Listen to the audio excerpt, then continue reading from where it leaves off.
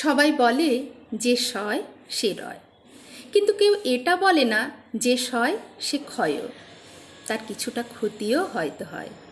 সবাই আপনার ধৈর্যের বাহবা দেবে, সহ্যের কদর করবে, মানিয়ে নেওয়ার জ্ঞান দেবে, নিজেদের সহ্যসীমার গল্প শোনাবে, কিন্তু ভেতরে ভেতরে শেষ হয়ে যাওয়া আপনিটাকে কেউ আবিষ্কার করবে না।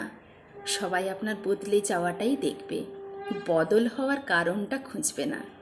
পুড়ে ছাই হয়ে যাওয়া মনটাকে কেউ জল দিয়ে শান্ত করবে না, বরং সমালোচনা করে আগুনটা আরও উস্কে দেবে।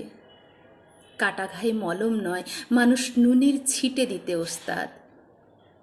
আবার আপনার সহনশীলতা অন্যদের কাছে এমন একটা অভ্যেসে দাঁড়িয়ে যাবে যা আপনি একটা দিন অসহ্য হয়ে প্রতিবাদ করলেই আপনি ভালো থেকে মুহূর্তে খারাপ হয়ে যাবেন।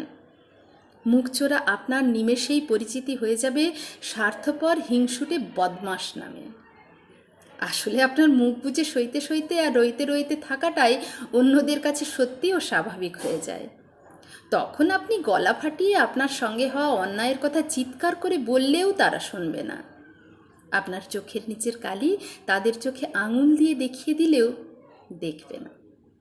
আপনার গালে শুকিয়ে থাকা মোটা জলের দাগ তাদের মায়া উদ্রেক করবে না।